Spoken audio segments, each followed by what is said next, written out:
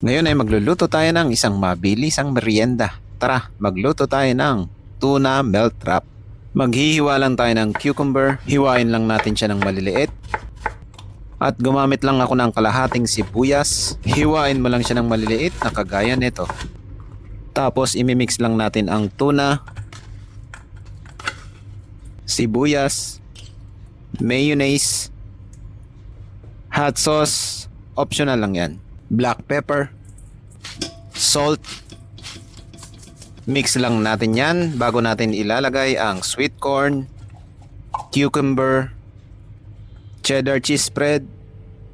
Saka natin halu-haluin hanggang sa mag-mix ng maayos. At ilalagay lang natin sa tortilla bread. Lagyan lang natin ng sliced cheese at tuna spread.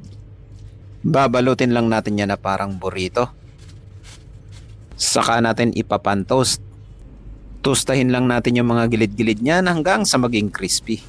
At tignan mo naman kung gaano kasarap yan. Napakadaling i-prepare at lutuin. Taman-tama to pang baon or pang merienda. Kaya ano pang hinihintay mo? Lutuin mo na tong madaling recipe na to. Yun lang, maraming salamat. See you in my next cooking trip ko.